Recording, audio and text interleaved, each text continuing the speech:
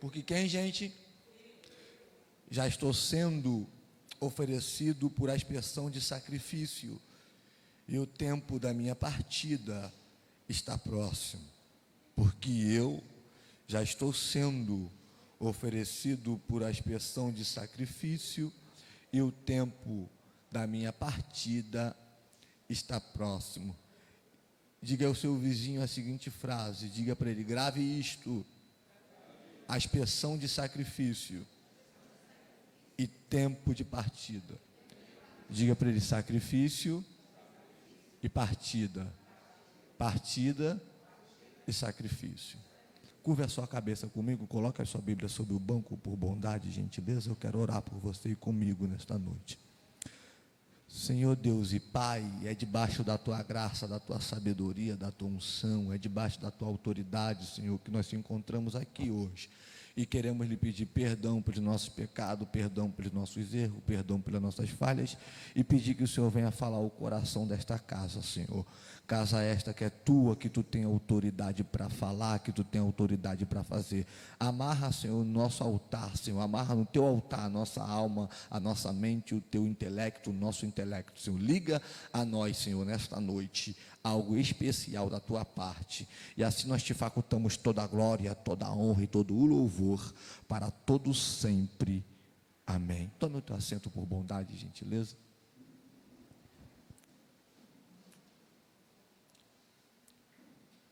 Meus amados irmãos e irmãs, nós acabamos de fazer menção de uma leitura, de uma narrativa muito especial dentro do Novo Testamento. Por quê?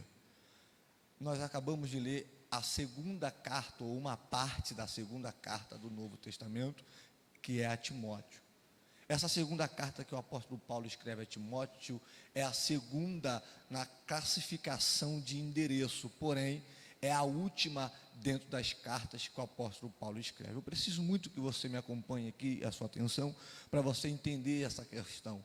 Dentro desta leitura do verso 6, nós temos um texto, nós temos um bloco narrativo, nós temos uma perícope.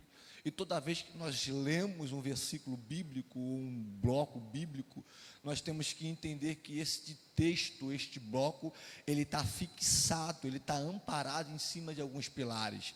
Pilares esses importantíssimos para o entendimento de sua narrativa, para o entendimento da interpretação da narrativa e do texto bíblico. Porém, nós temos aqui no mínimo 4 pilares que esta carta está fixada. O primeiro pilar que esta carta está fixada é o pilar teológico. O segundo pilar que esta carta está fixada é o pilar cultural. O terceiro pilar que essa carta está fixada é o pilar histórico, e o quarto pilar que esta carta está fixada é o pilar da interpretação. Então, para a gente entender esse texto bíblico, e a palavra texto, eu sempre costumo dizer isso, no original significa aquilo que é costurado junto, nós temos que entender por que o apóstolo Paulo vai escrever esta carta. Só para você entender, dentro do Novo Testamento nós temos 21 cartas, entre quais 13 cartas são de autoria do apóstolo Paulo. Das 13 cartas de autoria do apóstolo Paulo, esta é a última carta do apóstolo em vida. Esta carta é a carta da despedida, esta carta é a carta pessoal, esta carta é a carta da intimidade, esta carta é a carta do legado. É nesta carta, pastor André e pastor Gildo, que está uma declaração de orientação. É nesta carta que está uma declaração de futurista acerca para onde ele vai. Ao mesmo tempo que esta carta trabalha o passado, ela trabalha o presente e o futuro desse momento aqui, aonde o apóstolo Paulo vai narrar, vai escrever, vai fazer, vai declarar algo a Timóteo. É bem verdade que esta carta vai nascer dentro de um contexto político, a qual a igreja vai estar inserida nela. Eu começo a minha introdução nesta noite trazendo como primeiro pilar a questão histórica que esta carta vai nascer. Diga ao teu vizinho da esquerda ou da direita a seguinte frase: expectativas versus realidade. Diga para ele, expectativas versus realidade. Diga para ele a frase: expectativa é aquilo que você projeta. Diga para ele. e realidade é aquilo que você vive. Diga para ele: expectativa é aquilo que você projeta, e realidade é aquilo que você vive. Para ele fixar isso na mente dele. Diga para ele: expectativa é o que você projeta, realidade é o que você vive. Felipe, por que você está fazendo eu repetir essa frase? É simples, porque na expectativa do apóstolo Paulo, a expectativa dele era findar o verão e passar o inverno num lugar chamado Nicopólis, na região do Império Grego, na região da Grécia, dentro do Império Romano. Eu vou repetir isso aqui para você entender. Na expectativa, no coração do apóstolo Paulo, antes de escrever esta carta, ele estava idealizando passar o inverno, aonde, Felipe? No continente grego, na localidade de Epiro, e ficar em Nicopólis. Felipe, como é que você me prova isto para eu poder entender e acreditar? Depois você lê a carta de Tito, capítulo 3, verso 12, que lá o apóstolo Paulo está conversando com Tito, dizendo: eu pretendo invernar aí, e Tito está na região de Nicopólis. Porém, era a expectativa do apóstolo Paulo. Nesse caso aqui, o apóstolo Paulo já está em vida avançada. Nesse caso aqui, o apóstolo Paulo já completou 3 viagens missionárias. Nesse caso aqui, o apóstolo Paulo já está no fim da carreira dele. Só que ele não pensa em morrer, ele não pensa em abandonar, mas ele pensa em descansar no inverno. Ele não está em Nicopólis. Felipe, aonde que o apóstolo Paulo está? Ele está na casa de Carpo. Olha para cá, por gentileza. Paulo está a 200 quilômetros de Roma. Só que enquanto Paulo está com a expectativa de passar o inverno na Grécia, de passar o inverno em Nicopólis, lá do outro lado da cidade, lá do outro lado do ocidente, tem algo acontecendo que não tem nada a ver aparentemente com o apóstolo Paulo. E a pergunta é: o que está acontecendo em Roma? Em Roma, o imperador chamado Nero, que está há 10 anos governando Roma. Nero toda manhã subia na torre de Marcena. Escuta isso aqui: Nero subia até a torre de Marcena, e da torre de Marcena, estava ótimo, pode deixar, profeta. E da torre de Marcena, Nero observava. Nero o que, gente? Observava a cidade de Roma. A cidade de Roma, nesta época, que é a capital do império, era constituída por 14 bairros. Dentro dos 4 bairros, dos 14 que era constituído, 4 bairros eram constituídos por judeus e cristãos. Mas toda vez que Nero subia até a torre de Marcena para observar a cidade de Roma, a arquitetura da cidade de Roma incomodava Nero.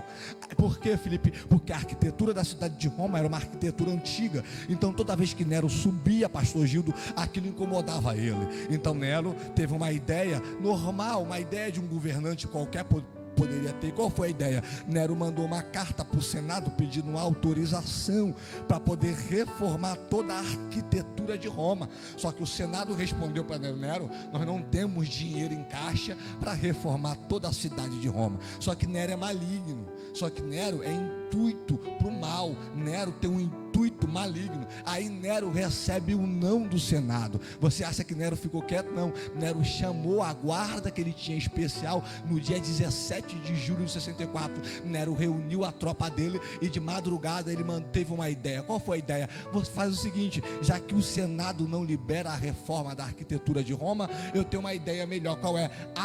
Tem fogo na cidade, porque aí quando a cidade se encerrar, vai ter que ter uma reforma de qualquer jeito, aí é emergencial.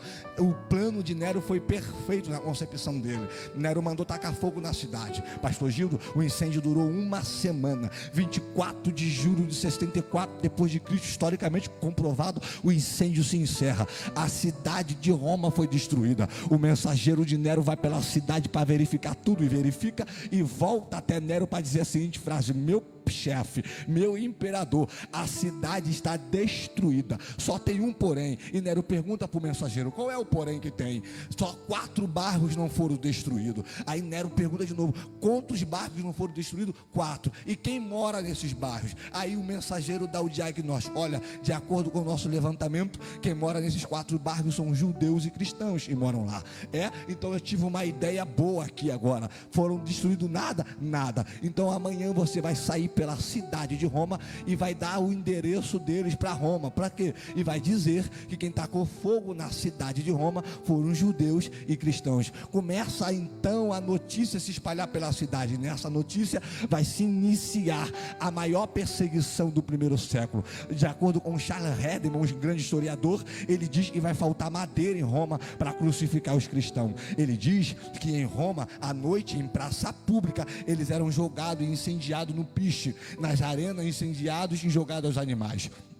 Nesse período, nesse processo, os cristãos começam a sair de Roma, alguns, outros não. É bem verdade que nesta época aqui, você tinha que ter uma ideia bem fixada na mente. Nesta época aqui, o livro, o canão ainda, os 66 livros, não estava fechado, ou seja, o Novo Testamento não estava fechado. E a pergunta é, como é que se reconhecia alguém que estava seguindo a Jesus? Como é que se reconhecia alguém que estava seguindo ao Mestre? Era uma parte do livro, uma parte do Evangelho, uma parte das cartas, era simplesmente dizer que não conhecia mais Jesus, era simplesmente negar a Jesus. Só que nessa época ele estava tão íntimo de Cristo, eles estavam tão ligados numa aliança, que quanto mais ateavam fogo, quanto mais matava, mais eles declaravam acerca de Cristo. Aí você me pergunta, Felipe, o que Paulo tem a ver com isso? É verdade, Paulo não tem nada a ver com isso, mas Paulo era a maior referência de liderança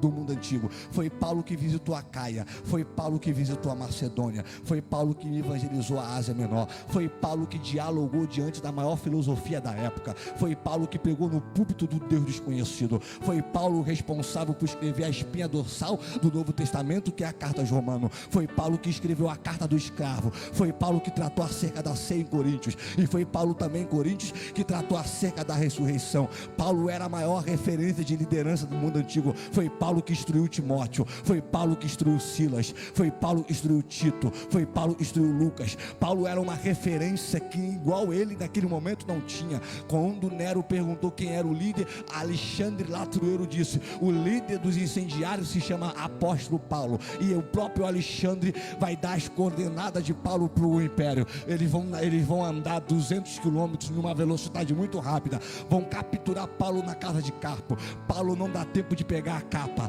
Paulo não dá tempo de pegar o livro, Paulo não dá tempo de pegar o pergaminho. Paulo é capturado pelo Império Romano, Paulo é capturado pela guarda romana, Paulo é capturado pelos fiéis de Roma, e Paulo é levado a Roma. Quando Paulo chega em Roma, o Senado vai julgar Paulo, porém Paulo é julgado. Na primeira sentença ninguém assistiu Paulo, Paulo é julgado, e na primeira sentença ninguém defendeu Paulo, pastor Gildo. Paulo está dentro da prisão, Paulo está dentro da cadeia, e Paulo não pode ser crucificado, porque Paulo é cidadão romano. Então Paulo será, eu vou repetir, decapitado. Eles mandam Paulo então, depois desse julgamento, depois desse apontamento falso, depois dessa mentira montada pelo Império Romano, depois de uma mentira montada pela mídia da época, eles mandam o apóstolo Paulo, já cansado, eles mandam o apóstolo Paulo, depois que um dia na ilha a víbora picou ele não morreu, depois que um dia que ele teve que descer pelo muro da cidade para não morrer, depois que um dia em Éfeso teve que se fingir de morto para não morrer. Paulo cansado, depois de um terremoto que ele enfrentou com Silas. Paulo cansado, depois de 3 viagens missionárias. Paulo cansado, depois de inventar o Euroaquilão e não deixar ninguém morrer. Paulo agora está preso. O homem fala 4 idiomas, aprendeu aos pés da maior liderança teológica da época. Quem? O doutor Gamaliel. O homem falava 4 idiomas, era pós-graduado dentro da lei, era por fariseu por excelência, da tribo de Benjamim, cauteloso, ensinador, aprendeu. Mas sabe o que eu acho interessante na vida de Paulo? Que Paulo está trancado na cadeia chamada Mamartina, e essa cadeia só é um tipo de pessoa, aqueles que seria decapitado, e nessa cadeia não tinha solução. Nessa cadeia não é como a outra que Paulo participou 2 anos dela e pregou para toda a guarda pretoriana do imperador César. Nessa cadeia Paulo sabe que vai morrer. Olha para cá que eu começo a pregar agora. Nessa cadeia Paulo sabe que vai ser decapitado. Nessa cadeia Paulo sabe que aqui ele só sai leproso ou decapitado. Mas Paulo está trancado. O homem fala 4 idiomas, Paulo está trancado e tem 12 cartas escritas. Paulo está trancado e tratou as maiores questões teológicas da época. Paulo está trancado, mas é alguém que está trancado, mas é alguém que foi preparado pelo céu. Felipe, como é que Paulo foi preparado pelo céu? É simples. Quando Paulo caiu no caminho de de Damasco, na rua direita, lembra? Quando ele estava caminhando e o Eterno encontrou ele. Paulo, antes de Paulo chegar a Antioquia de Pisídia e fazer a sua primeira viagem missionária ao lado de Barnabé, depois de ser rejeitado em Jerusalém e para Antioquia, nesse período de Damasco para Antioquia, Paulo ficou 13 anos na Arábia Saudita. Por favor, me ajude a pregar nessa igreja, porque eu estou pregando para uma igreja avivada. Diga para o teu vizinho: Paulo foi para a escola de Jesus. Diga para ele: Paulo passou 13 anos no deserto da Arábia. Diga para ele: fazendo o que? Pergunte para ele: fazendo o que? Aprendendo com o mestre, aprendendo com o Senhor. Paulo não chegou de paraquedas na Antioquia da Pisídia. Paulo chegou preparado pelo reino. Paulo estudou com Gamaliel, mas foi preparado pelo céu para fazer aquilo que o céu havia determinado. Paulo não caiu de paraquedas. Paulo agora vai morrer. Paulo agora está trancado. Paulo agora sabe. Paulo sabe que não pode mais sair. Paulo sabe que não pode mais pregar. Paulo sabe que não vai ter mais como orientar ninguém. Mas a pergunta que me chamou a atenção no estudo desse texto nesta noite foi: eu fiquei pensando como é que um homem que fala 4 idiomas, escreve mais de 50% do Novo Testamento, vai morrer assim, desta forma. Eu fiquei pensando, se Paulo hoje vivesse nos dias de hoje, Paulo seria um doutor por excelência. O homem fala 4 idiomas, tem pós-graduação, mestrado, doutorado, na escola de Jerusalém, foi o melhor aluno, ninguém bateu. Se Paulo vivesse hoje, seria o melhor aluno de engenharia. Se Paulo vivesse hoje, seria o melhor aluno de medicina. Se Paulo vivesse hoje, pastor Gido, seria o melhor aluno em ciência da computação. Paulo era inteligente, conhecia de direito, de lei. Paulo conhecia de deveres, de sociedade. Paulo conhecia de mundos. Portanto, foi ele que rompeu e dialogou dentro do mundo grego-romano. Aquilo que Pedro não conseguiu fazer, Paulo foi e fez. Aquilo que Pedro não conseguiu entender, Paulo entendeu. O próprio Pedro, no final de carreira, disse: Paulo é de difícil entendimento, mas é homem de Deus. Paulo tinha uma mente extraordinária. Paulo dialogou em Éfesos. Paulo dialogou em Efésios, na carta, falando acerca dos filhos da desobediência, dos filhos rebeldes. Paulo falou acerca da mente humana. Paulo falou acerca do ser cativo a Cristo. Paulo falou de uma vida em Gálatas, daquele que está crucificado com ele, já não vive mais ele, mas Cristo vive nele. Paulo falou em Coríntios que um dia, na ressurreição dos mortos, um dia os mortos ressuscitariam primeiro, e nós estavam vivos, seriam elevados ao céu e teriam um corpo transformado. Só um homem muito cheio de Deus para dialogar em um mundo caótico como o de Paulo, dentro dessa teologia. Não tinha internet, não tinha computador, não tinha microfone sem fio. Um homem desse quilate, um homem dessa responsabilidade, está trancado. E se você me ouve, você vai dar glória comigo agora. Paulo está trancado, e qual é a lógica? Era morrer depressivo, pastor Gido. Paulo está trancado, e qual era a lógica? Era morrer cabisbaixo. Paulo está trancado, e qual era a lógica? Era morrer triste. Paulo está trancado, e qual era a lógica? Era morrer sozinho. Paulo está trancado, e alguém disse: Paulo está trancado. E alguém disse: e aí, Paulo, valeu a pena isso tudo? E alguém diz: e aí, Paulo, vai morrer daqui a semanas decapitado. E aí, Paulo, parabéns pela viagem. Paulo está trancado, e talvez o inimigo está dizendo: Paulo lutou para terminar numa cadeia, lutou para morrer decapitado. Mas sabe o que eu acho lindo em Paulo? É que Paulo está trancado na visão humana. Paulo está trancado na visão de Roma.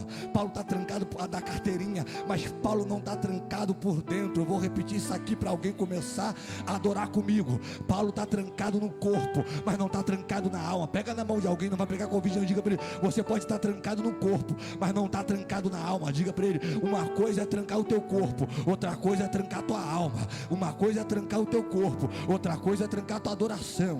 Uma coisa é trancar o teu corpo, outra coisa é trancar quem você é. Eles vão trancar Paulo. Diga para o teu vizinho: eles vão trancar Paulo, mas a prisão não vai parar quem Paulo é. Olha para ele de novo, ele não pode pegar na mão, mas olha para ele, diga para ele a seguinte frase: Paulo está trancado, mas ainda é profeta. Paulo está trancado, mas ainda é apóstolo. Olha dentro dos olhos dele e diga: tudo que tu fez até aqui pelo reino não será apagado. Diga para ele: tudo que tu fez até aqui pelo reino não será esquecido. Eu estou com vontade de pregar aqui hoje, pastor Gino. Eu estou todo arrepiado aqui em cima. Quando eu arrepio, eu entendo que é a presença do Eterno. Eu tenho uma palavra para alguém: tudo que tu fez, a crise não anula. Tudo que tu fez, a decepção não anula. Tudo que tu fez, a maldade, a traição, a calúnia, o pecado não anula. Por quê? Porque está registrado na eternidade. Eu vou repetir isso aqui para alguém adorar e me dar dá mais microfone por gentileza. Tudo que você fez até hoje, independente da dor, tudo que você fez até hoje, independente da crise, tudo que tu fez até hoje, independente da calúnia, da maldade, do abandono, do sofrimento que você está carregando, tudo que você fez até hoje está registrado na eternidade. Oh glória, eu vou repetir novamente para você entender.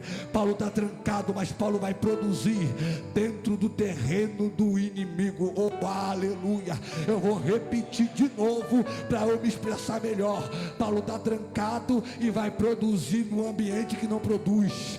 Paulo está trancado e vai produzir no ambiente de morte. Paulo está trancado e vai crescer no ambiente que ninguém cresce. Agora estenda a mão bem em cima, bem lá em cima, que eu vou profetizar algo para a tua vida. E lá vai.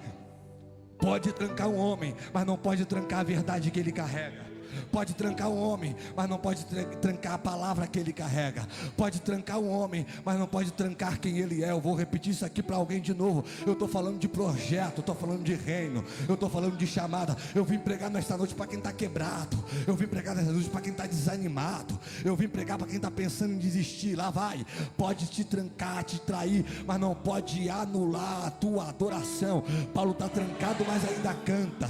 Paulo está trancado, mas ainda prega. Paulo está trancado, mas ainda serve. Por quê, Felipe? Porque trancaram Paulo, mas não anularam quem ele é. Felipe, se trancaram ele, tinha que anular quem ele é. Felipe, se trancaram ele, tinha que acabar com a história dele. Aí Paulo está trancado e alguém pergunta: Paulo, tu vai terminar como? Frustrado? Paulo responde: não. Paulo, tu vai terminar como? Abatido? Também não. Paulo, tu vai terminar como? Parado, sozinho, triste? Não. Eu vou terminar da mesma forma que eu comecei. Aponta para alguém, por favor. Eu sou pentecostal, eu sou de assembleia, gente, é assim mesmo. Você que é chato, mas aponta para alguém e diz para ele: tu vai terminar da mesma forma que você começou. E pergunta para ele: e você, Paulo, começou como? Paulo começou escrevendo. Aí Paulo vai bradar dentro da prisão. Escuta isso aqui. Vai nascer dentro da prisão a maior inspiração de Paulo. Oh glória, eu vou repetir aqui para a gente começar a levantar a mão para adorar. Vai nascer dentro da prisão a maior inspiração de Paulo. Enquanto meu amigo me dá fundo do teclado lá, eu quero liberar uma palavra para você. Qual é?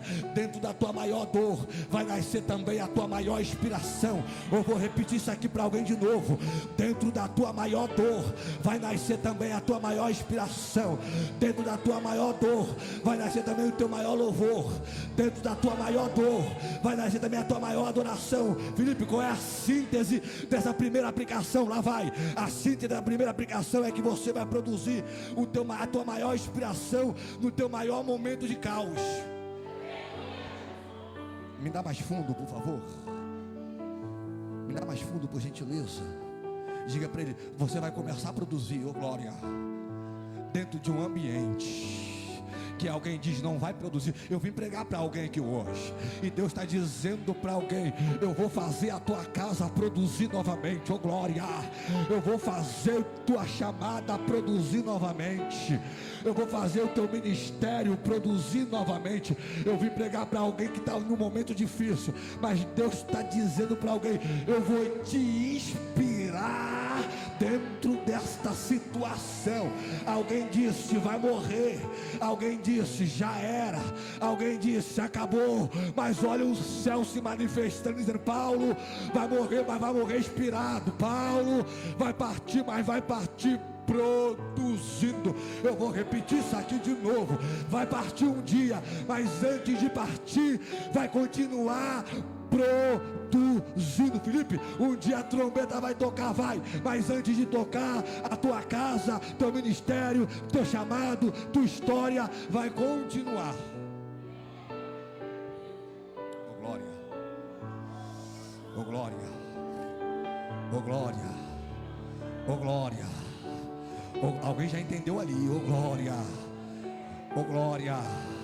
Vai continuar produzindo. Este ano de 2021, a calúnia, a decepção, a tristeza não vai parar o teu ministério. Deus te trouxe aqui para você entender que Ele vai fazer você produzir nesse ambiente. Oh meu Deus do céu, Deus te trouxe aqui para você entender que ainda tem um louvor dentro desse ambiente. Quem está olhando para você está vendo uma coisa, mas o céu está vendo outra. Oh aleluia, o homem está vendo uma expectativa em relação à tua história, mas o céu está vendo uma realidade. O homem está vendo alguém fraco, e o céu alguém forte. O homem está vendo alguém quebrado, e o céu alguém restaurado. O homem está vendo alguém que não tem motivo para cantar, e o céu está vendo um adorador por excelência. Por quê? Porque o ambiente não define quem você é. Eu vou repetir de novo isso aqui, para você levantar a mão e adorar comigo. O ambiente que te colocaram, ou o ambiente que você foi inserido, não define quem você é. E tem mais, a sentença de Roma em relação à tua história não define quem você é.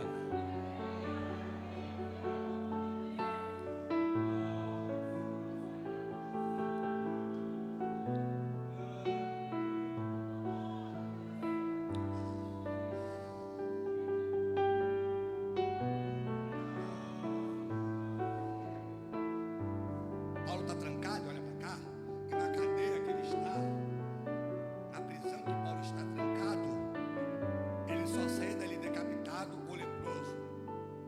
Na expectativa de quem está trancado e vai sair dali decapitado ou leproso, ele podia dizer muito bem a seguinte frase: eu vou ficar aqui, porque aqui eu não vou conseguir produzir mais nada. Mas Paulo está trancado, gente.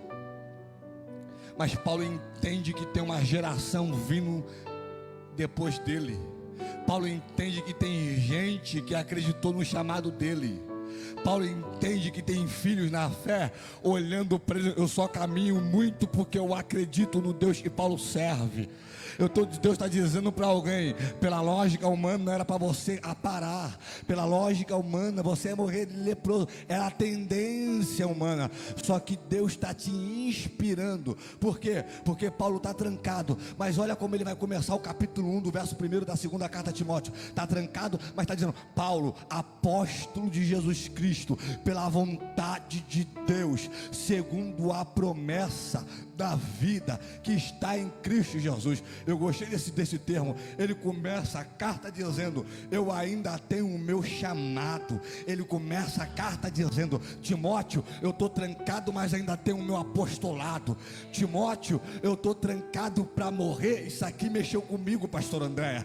Olha como ele começa. Isso aqui dá um paradoxo, porque ele está trancado para morrer, mas olha a frase inicial da carta: é segundo a promessa de vida. Está trancado para morrer, mas tem promessa de vida. Está trancado para morrer, mas está segundo a promessa da vida. Está trancado para morrer, mas segundo a promessa da vida que há.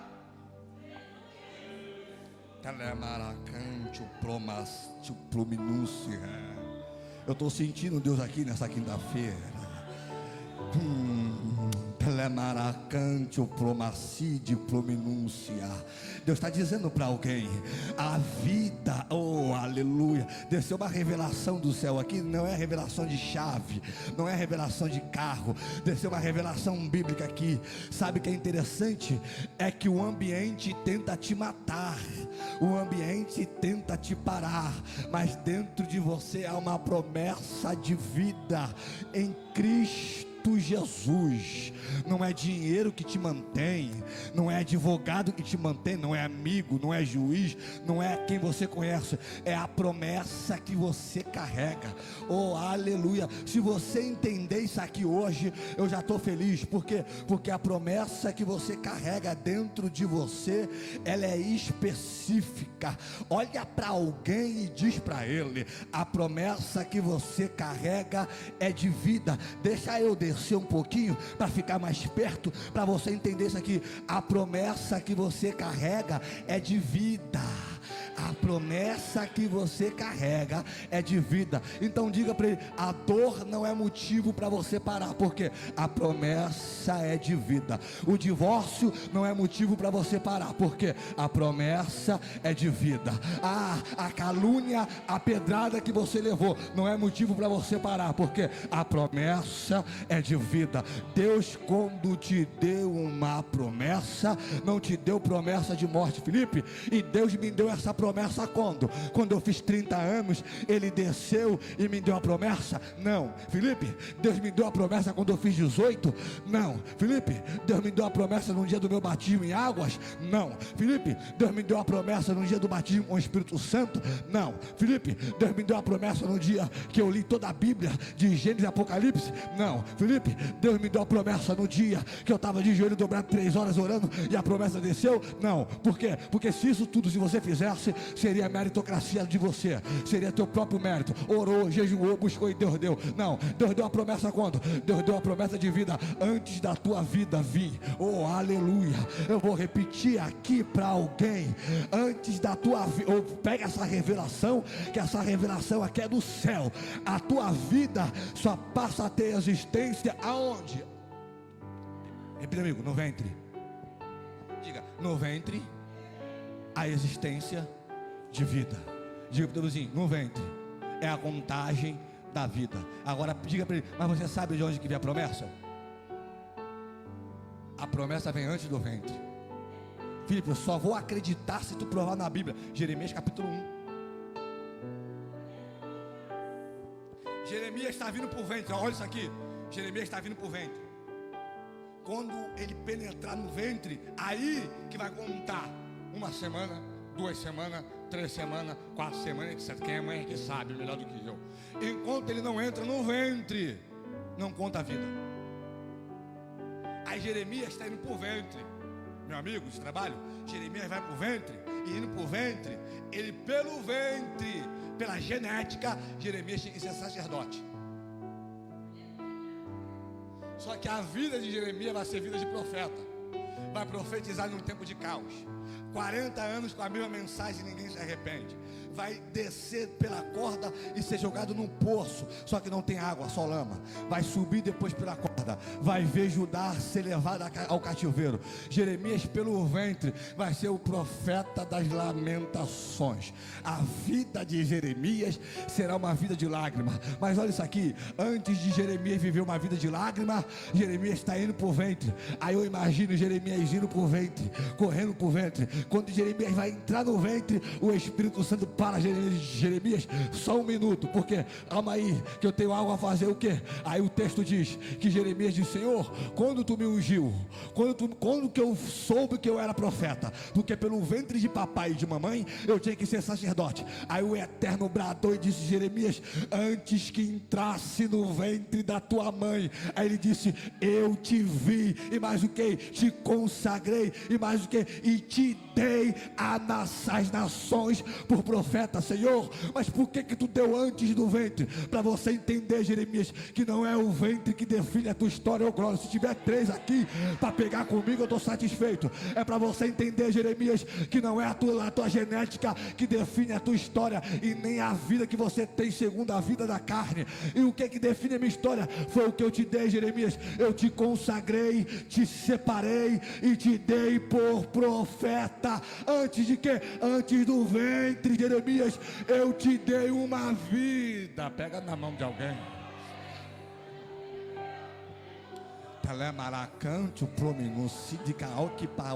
Felipe, eu não estou satisfeito com essa aplicação. Eu não estou satisfeito com esse comentário que tu fez de Jeremias. Dá mais uma comprovação. Lá vai, Adão e Eva caem dentro do jardim do Éden, e lá eles caem, pecam, eles vão embora.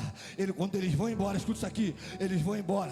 Deus desce naquela tarde, Adão se esconde. Estou correndo para você entender. Deus desce, Adão se esconde. Deus pergunta: Adão, onde tu tá, rapaz? Eu vim por culto. Sabe o que eu acho lindo em Deus? Deixa eu abrir um parênteses e eu já volto para Paulo. Sabe o que eu acho lindo em Deus? É que no dia que Adão pecou, é que no dia que Adão caiu, no dia que Adão pecou, eu vou repetir, no dia que Adão caiu, eu imagino, pastor, a serpente olhando, dizendo: derrubamos Adão, derrubamos Eva, acabamos com o projeto de Deus. Já era. Adão pecou e caiu dentro do paraíso. Adão pecou e caiu dentro do lugar chamado lugar de delícia. Adão pecou e caiu dentro de um ambiente de adoração. Mas sabe o que eu acho lindo? É que Deus desceu anos no dia que Adão estava de pé. Deus desceu ano no dia que Adão estava trabalhando e dando nome aos animais. Deus desceu ano e Adão levantava a mão para dar glória com ele. Deus desceu ano e Eva glorificava com ele. Deus desceu anos e no dia que Adão caiu, o inferno pensou: hoje Deus não desce, hoje Deus não se apresenta para Adão. Deus está irado com Adão, Deus está irado com Eva. Aí Adão sabe que está chegando a virada do dia.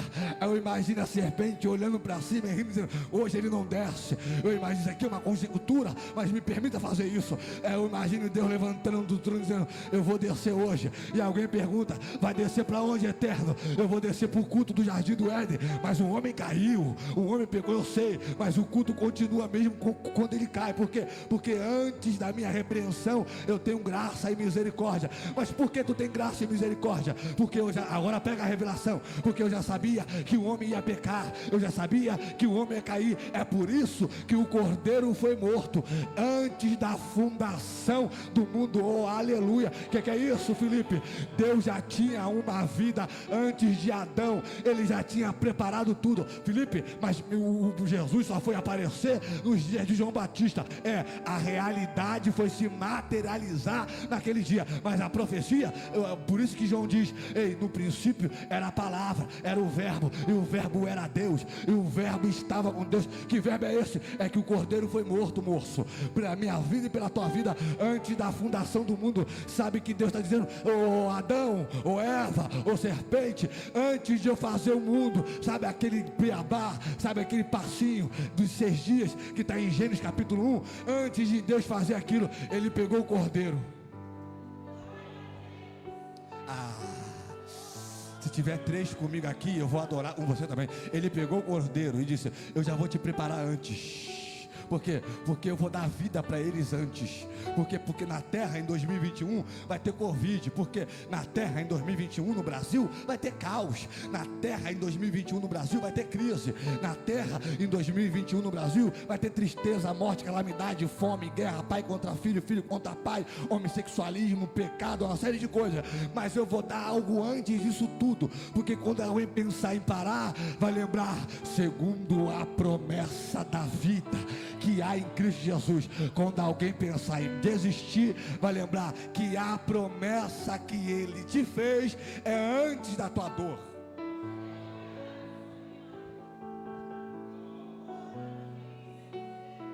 Diga para o teu vizinho: a promessa já foi feita. Só que tem coisas na tua vida, diga para ele, que ainda não se materializou. Deus não está preparando para te dar vitória. Deus está preparando a tua... Não está não. Gente, Ele fez o mundo em 6 dias. Tu acha que a tua vitória Ele vai fazer em 10 anos? Felipe, se Deus não está preparando a minha vitória, Ele está preparando quem? Pensa um pouquinho. Se a tua vitória já está pronta, quem é que não está? Ele está preparando você. Porque o que Ele tem para a tua vida já está pronto. Só que Ele está preparando você para te dar tudo no tempo certo. Já está pronto. Felipe, como é que já está pronto? Olha para a história de Jeremias. Jeremias nem profeta era ainda. Está conversando com Deus. Eu já te dei, já te consagrei por profeta às nações. O que eu mandar tu derrubar, derruba. O que tu mandar levantar, tu levanta. Jeremias, está vendo o quê? Estou vendo uma vara de amendoeira, a primeira árvore que floresce no verão. Então, Jeremias, começou o teu dia, começou a tua hora, é hoje. Aí Jeremias vai começar. Pega isso aqui, a palavra vai se materializar ali. Mas a promessa, ó. Diga para o teu vizinho: está faltando só ela se materializar. Porque você já tem. Quem está me entendendo até aqui diz amém. Paulo está trancado. Só o que Paulo carregou na história de vida dele foi materializado pela vida e foi materializado pelo tempo. Porque Ananias, não é assim que diz o texto? Vai à rua da direita, que eu tenho um homem para ungir. Vou fazer o que lá, Senhor? Tu vai ungir, vai colocar a mão no olho dele. Está cego. Vou sim. Quem é? É Paulo. Esse aí eu não vou não. Esse aí mata. Esse aí corta pescoço. Esse aí viu Estevão ser apedrejado e ficou com a roupa aos pés olhando. Meu Deus, para você sim, mas para mim ele é um vaso escolhido. Eu gosto disso. Sabe por que eu gosto disso? Porque a nossa lógica é uma, mas a lógica do céu é outra, completamente diferente. Eu estou dando essa volta toda de propósito para fazer a minha primeira aplicação no texto. Qual é a volta toda? É fazer você entender que você não tem mais jeito de voltar. Eu dei essa volta toda propositalmente para você entender que a sua vida não é sua.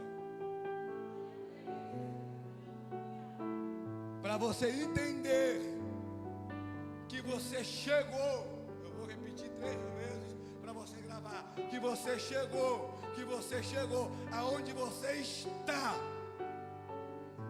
Independente do momento, você chegou debaixo de uma promessa. Segundo, você chegou completo. Quando Paulo diz assim, o porquê aqui é uma explicação de casualidade, uma casualidade explicativa.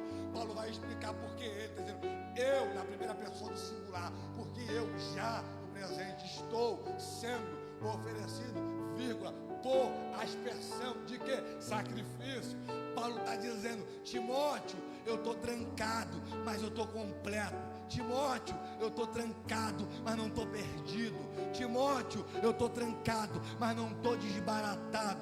Deus tem uma palavra para alguém, e grave isto: quando Deus te coloca numa situação, antes de Ele te colocar, Ele te leva por completo, Ele te leva preparado. Deus te deu estrutura para você aguentar onde você está. Não pense que o que você está passando é maior do que a tua estrutura. Não é, porque Paulo diz, eu estou sendo oferecido para Roma, é prisão. Para Roma é morte. Para Paulo, oferta.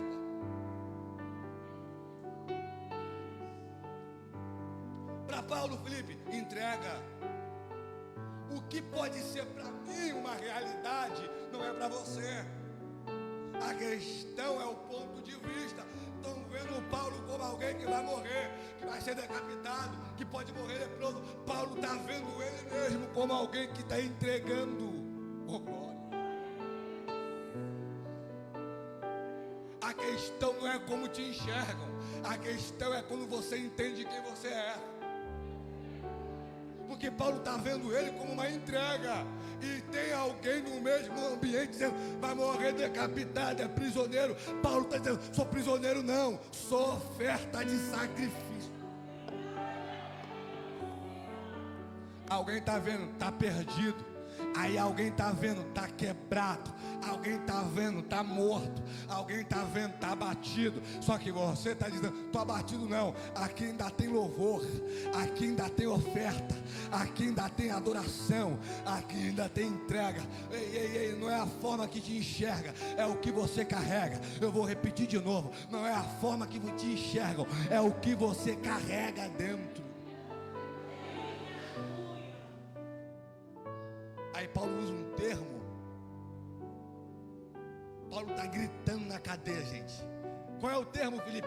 Paulo está dizendo, Timóteo, expandai, Timóteo. É uma metáfora que está em Êxodo 29:40. Quando Paulo fala sacrifício, a palavra no original é expandai, no grego. O que é isso? É uma metáfora de um ato judaico de derramar uma oferta primária antes do ritual diário.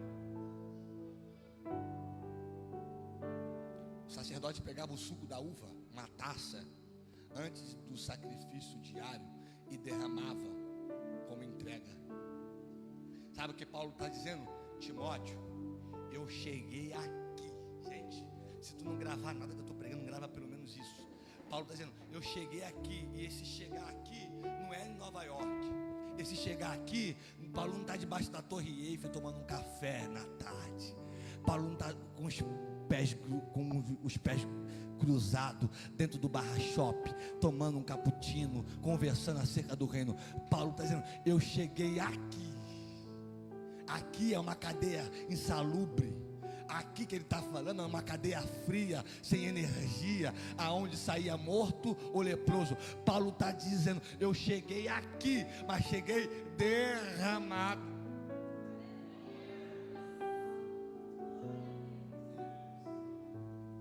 A pergunta é: o culto aqui está excelente, olha para cá.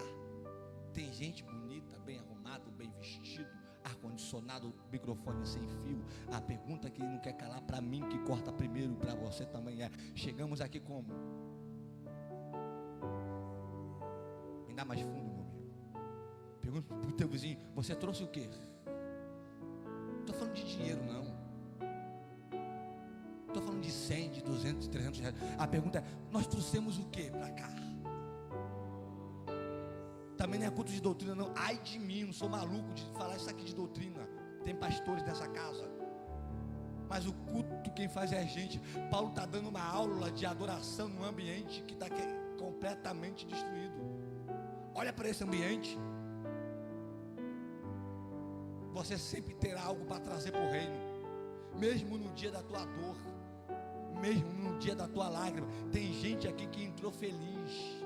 Tem gente que entrou com a porta aberta, mas tem gente que está sentado desde que está feliz, está quebrado.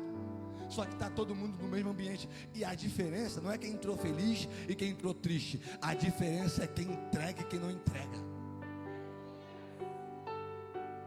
Porque o dia que eu estou bem, glória, eu senti Deus aqui de novo. O dia que eu estou bem, eu levanto a mão. O dia que eu estou bem, eu prego. O dia que eu estou bem, eu canto. E no dia que dá tudo errado, e no dia que a porta fecha, e no dia que tu recebe o telefone: fulano está falando mal de você, como é que você faz? Você entrega, porque você está derramado. Paulo está dando uma aula para a gente, dizendo o seguinte: ó, o que você fez pelo reino, o que você entregou, vai além das circunstâncias. Vou começar a caminhar para o final, mas isso aqui, você precisa estar derramado. Repita após mim: eu preciso estar completo para enfrentar o dia a dia. Não tem como caminhar se não estiver completo. Desculpa, não dá para caminhar pela metade. Quem caminha pela metade já ficou no meio do caminho há muito tempo. Por quê, Felipe? Porque Paulo vai dizer assim: ó, o tempo da minha partida. Partida de quem, gente? Partida de quem, gente? Está próximo. Mas a Timóteo, ele diz: mas tu fortifica-te na graça. Mas olha Paulo: Timóteo, o tempo da minha partida. Repita comigo: tempo da minha partida está próximo. Pergunte para ele: você sabe que dia que vai ser a sua partida? Ninguém sabe. Ninguém sabe. Teve gente no Covid que ficou dentro de casa e morreu. Teve gente que trabalhou e está trabalhando até hoje e não pegou nem uma unha. Explica. Teve gente que usou máscara, álcool em gel, fez tudo. Tem que fazer? Tem que fazer. Mas morreu. Tem morador de rua andando descalço. Está com a saúde melhor do que eu e você junto. O que é isso? Que o tempo da partida, só quem define. Felipe, está mandando você ir imprudente? Não, eu quero que você entenda o seguinte: o tempo da partida, só quem define é ele. Porém, tem um porém, eu gosto do porém. Porém, você está dentro de uma situação que você não sai. Aí Paulo diz assim, ó, partida, a palavra partida aqui é análise, que tem 4 significados. Eu vou falar de um para a gente encerrar. A palavra análise, pastor, tem 4 metáforas. Vou falar de um. A primeira metáfora, o primeiro significado é descrever a ação de desprender o animal de um jugo de um carro de arado. Paulo faz uma comparação na morte dele da seguinte frase: só ele me desprende. Gente, olha a linha de raciocínio da narrativa. É um versículo só, mas olha a linha de raciocínio da narrativa. Paulo diz no 7: combati o bom combate, vírgula, acabei a carreira e guardei a fé. E agora a coroa, verso 8, a coroa da justiça me está reservada. Trabalho, atitude e ação. Aqui não teve recompensa, mas lá em cima ele está dizendo, me está reservada. Não somente a mim, mas a todos que amarem. O que, Paulo? A sua vinda. Aquele grande, justo e juiz vos dará naquele dia. Oh, glória. Paulo está dizendo, Timóteo, eu caminhei. Aí para Timóteo entender a metáfora da escrita, ele usa a palavra análise. Quer dizer, eu caminhei como fosse um boi.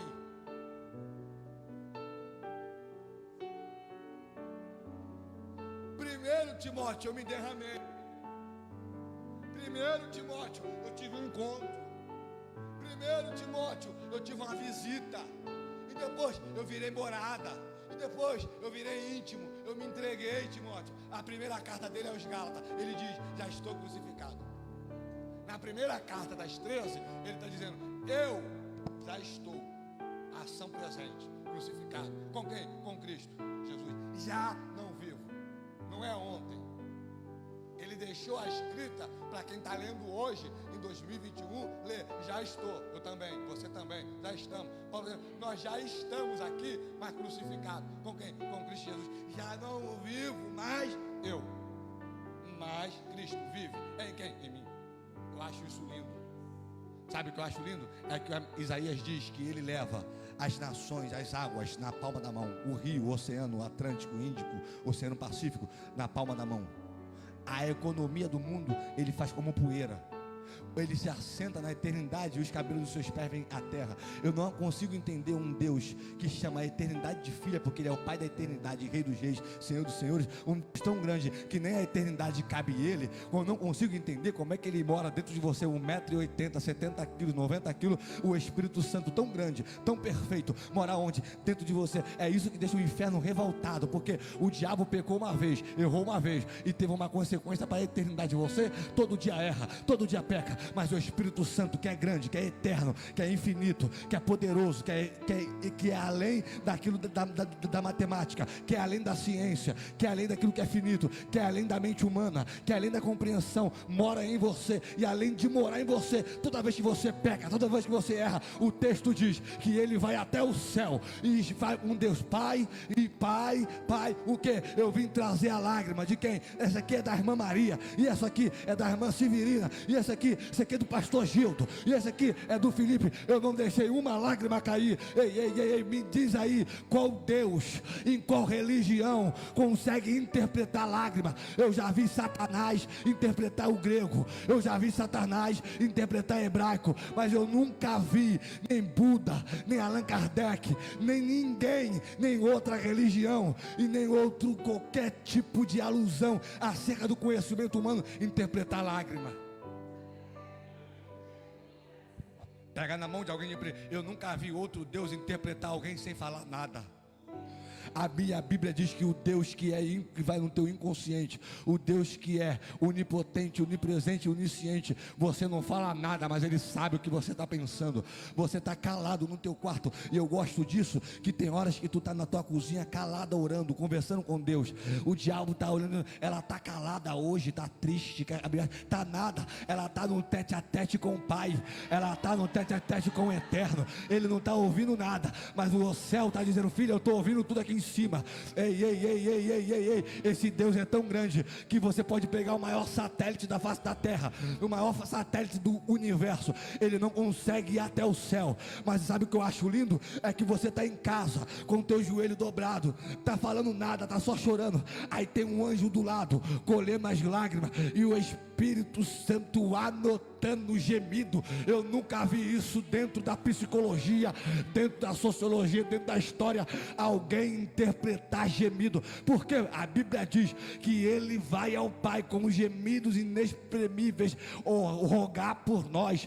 Aí quando ele chega ao Pai, o Pai está sentado, e a sentença é de morte, a sentença é de crucificação, a sentença é para morrer. Aí quando o Pai vai dar a sentença, porque o Pai é justo, o advogado se levanta e pergunta: Pai, clemência, Pai, posso falar? Posso.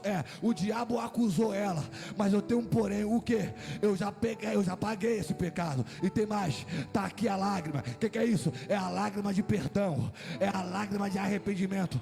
Aí o diabo bate o cabeção, vira no parafuso dele, porque tu está quebrado, mas tem lágrima, está quebrado, mas está entregue, está quebrado, mas está derramado, está quebrado, mas canta, está quebrado, mas prega. Mas para que isso? Para você entender que quando você está derramado, você não abandona o jugo.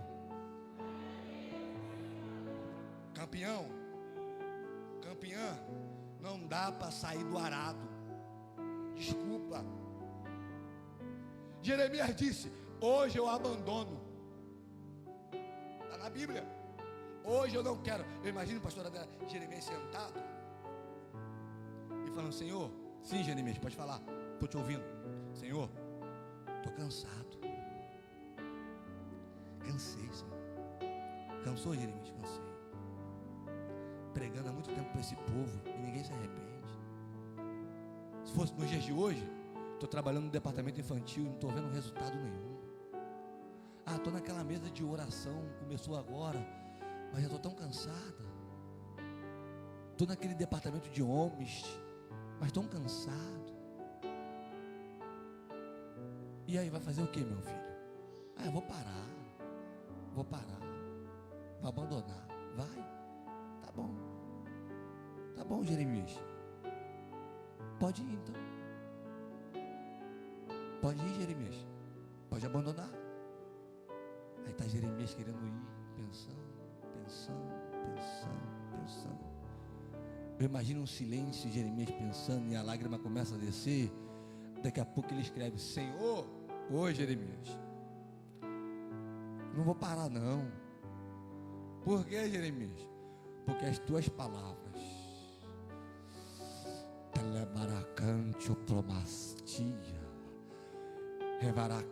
as tuas palavras me doem nos ossos. Sabe o que Jeremias está dizendo? Senhor, a tua palavra me trouxe estrutura. Eu estou pregando para gente que cansa. Eu estou pregando para gente que tem hora que quer desabafar. Mas escuta uma coisa: você está no arado. Sabe o que é o interessante no trabalho do arado? É que o boi, ele tem que ser de raça. Mas o mais interessante não é a raça do boi. O mais interessante é a metáfora, nessa metáfora, é que o boi, ele quando coloca sobre ele o carro de boi, o carro de arado, o arado, quando coloca sobre ele melhor o jugo e o arado, ele vai arar a terra. O arado prende no pescoço dele e o boi não faz isso, ó. O boi faz o quê? O arado não deixa o boi olhar para trás.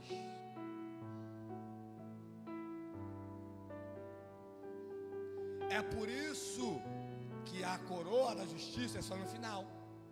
Por quê, Felipe? É simples. Porque o boi vai arando a terra e fazendo buraco nela. E o fazendeiro vem atrás, ou o agricultor vem atrás, plantando a semente.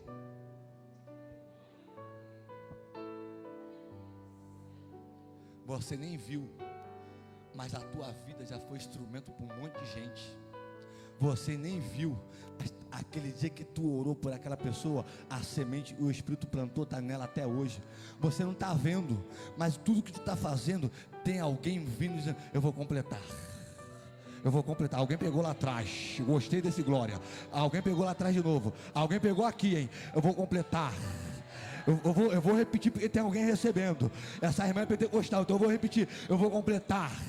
Aí tu está cansada, tu está triste. Oi, o boi cansa, gente, cansa. O boi se abate. Tem dia que ele vai mancando, tem dia que ele vai triste, mas a visão dele é para frente, é para o alvo. Aí eu entendo quando o apóstolo Paulo diz: esquecendo do que se passou, eu prossigo. E prosseguir é uma atitude singular, prosseguir é uma atitude própria. Paulo está dizendo, a minha irmã santa lá atrás pegou de novo. Paulo está dizendo o seguinte: esquecendo do que passou, prosseguindo. Paga para o teu vizinho a seguinte frase: esquece o que passou, prossegue. Diga para ele: esquece o que passou, prossegue. Eu vou repetir até você adorar comigo. Diga para ele: esquece o que passou, prossegue. Esquece a calúnia, esquece a decepção, esquece a tristeza, prossegue. Eu vim nesta noite para dizer para alguém: prossegue, prossegue, prossegue. Está cansado? Prossegue. Está triste? Prossegue. Está abatido? Prossegue. Está pensando em parar? Prossegue. Está pensando em parar? O fundo, está pensando em parar? Prossegue. Eu sei que não, eu sei que não pode tocar, mas aponta para alguém, pelo menos diga para ele: vai prosseguir hoje. Não tem jeito, não tem jeito. Diga para ele: prossegue hoje, prossegue hoje, prossegue hoje. Cansado? Prossegue hoje. Diga, aponta para ele, aponta para ele, aponta para ele aí, vai, aponta para ele, diga: vai prosseguir mesmo cansado, vai prosseguir, meu amigo, mesmo abatido, vai prosseguir mesmo com lágrimas, vai prosseguir mesmo pensando em parar. Eu vou repetir isso aqui de novo, porque eu estou todo arrepiado aqui em cima, pastor Gido. A tua casa vai prosseguir, o teu, quem recebe vai levantar a mão. Se eu tivesse no teu lugar, eu já tinha levantado as duas. Eu vou liberar a palavra e lá vai. A tua casa vai prosseguir, o teu chamado vai prosseguir, a tua história vai prosseguir. Eu tenho uma palavra para o inferno: ele pode fazer de tudo, mas a tua casa vai. Levante a mão, levante a mão, levante a mão, que o varão está aqui. Levante a mão, porque eu estou sentindo que ele vai virar isso aqui. Levanta a mão, por gentileza, porque a palavra de hoje é: vai prosseguir. Eu vou te dar 30 segundos enquanto esse fundo toca. Me dá fundo, meu amigo. Eu vou te dar 30 segundos com a mão levantada para adorar, porque Deus trouxe alguém aqui para dizer: vai prosseguir na crise. Alguém já está recebendo. Eu já estou ouvindo barulho de língua estranha aqui. Eu já estou ouvindo barulho de entrega aqui. Eu já estou ouvindo barulho de glória a Deus aqui.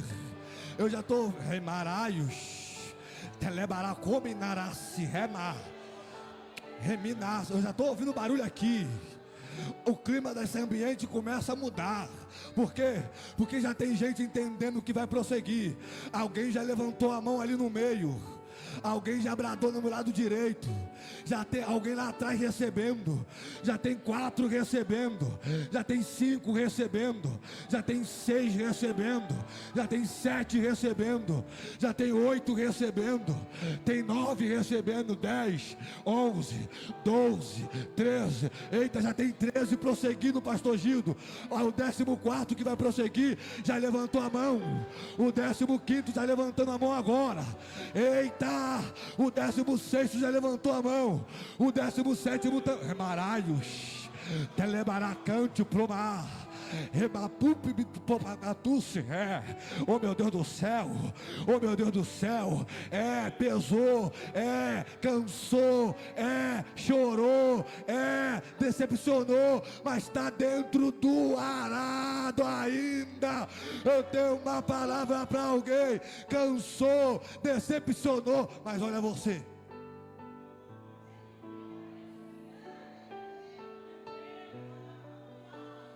Me dá fundo, me dá fundo, me dá fundo, meu amigo. Olha você.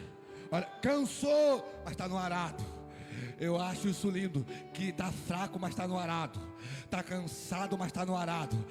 Diz que não ia vir para o culto. Estou cansada, mas não tem jeito. Quando dá 7 horas, o corpo já começa a esquentar. levantar, dá 7 horas, dá um negócio, você levanta, não, eu vou pro culto, ai, eu vou sim, já levanta, já deixa lá a comida de lado, pega a bolsa, pega a Bíblia, vem caminhando, aí diz, eu vou, mas eu não adoro, eu vou, mas vou ficar quietinho no meu canto hoje eu não quero assunto com ninguém, não quero que ninguém bota a mão em mim, não quero que ninguém fala nada, eu vou, aí você vem, aí o Espírito Santo, tu veio, tá no arado, então é meu, eu sou o dono ainda, vai fazer o quê? Eu vou sacudir ela hoje, aí é o dia que tu mais levanta a mão, é o dia que tu mais dá glória, é o dia que tu mais chora, por quê? Porque tu veio e você não tem vontade própria.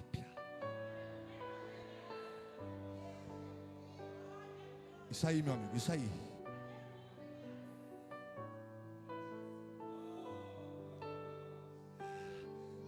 Eu já estou encerrando. Encerro em 3 minutos.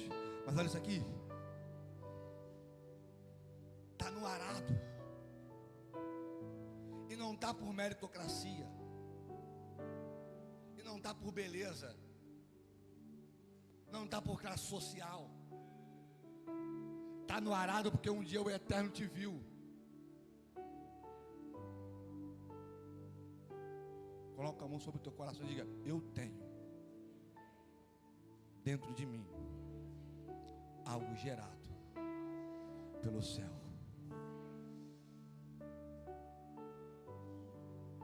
Clabaracante, rebaraca. Eu estou sentindo Deus, uma graça de Deus aqui.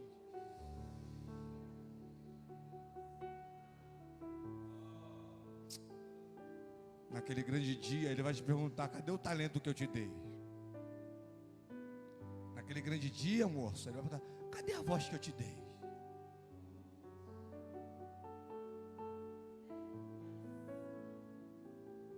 Cadê o dom que eu te dei? Você vai ter que devolver isso aí um dia.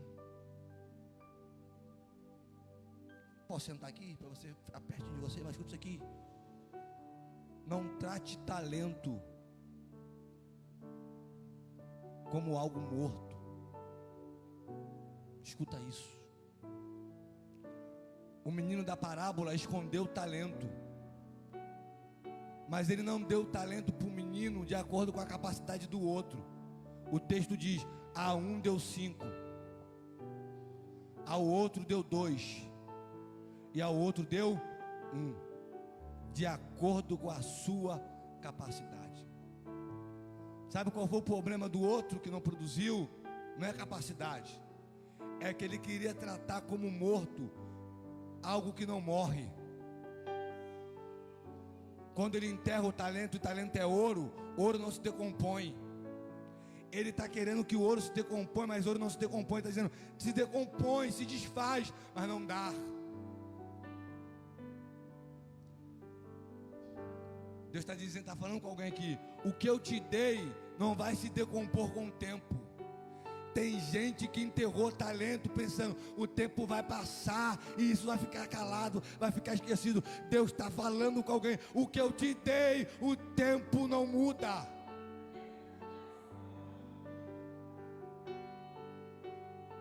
Por que você quer tratar como morto aquilo que não morre?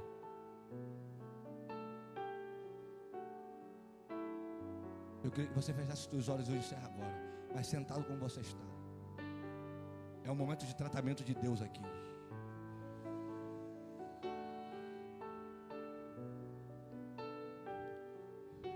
Cadê o cantor? O cantor está indo, tá? Eu vi ele, meu amigo. Pega o violão aqui, meu amigo. Feche os olhos. Vou ficar pertinho de você aí. Pode deixar o fundo até ele se preparar. Feche os olhos.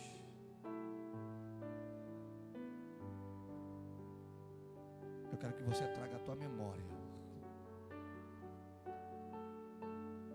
o que Deus te deu para caminhar.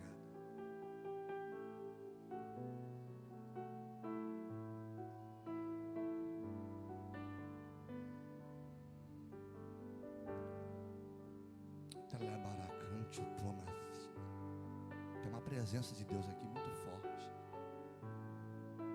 Minha amiga de rosa, olha para mim você. vai ali dar um abraço naquela menina de amarelo e devolve para ela o que ela enterrou.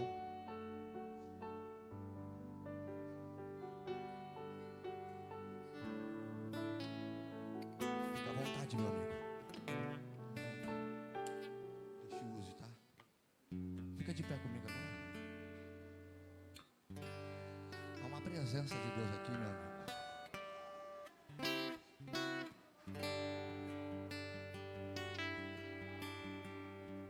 Já estou crucificado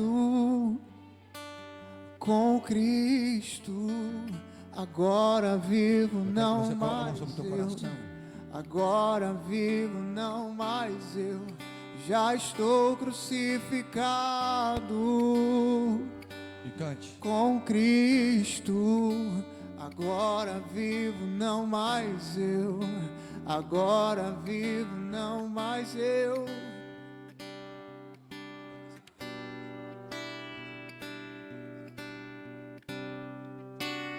Cristo vive em mim, aleluia.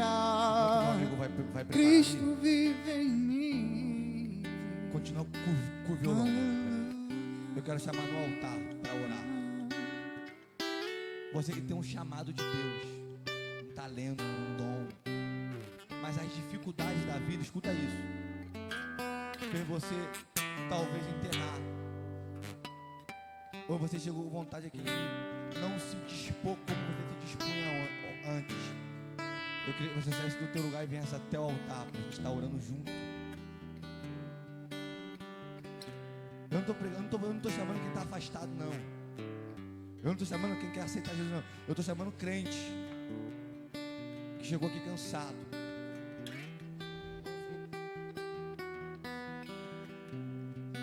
Pode vir. Pode vir, pode vir.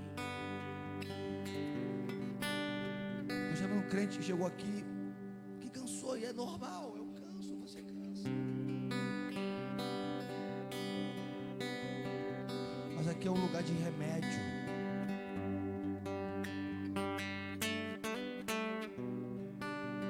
Alabaracante,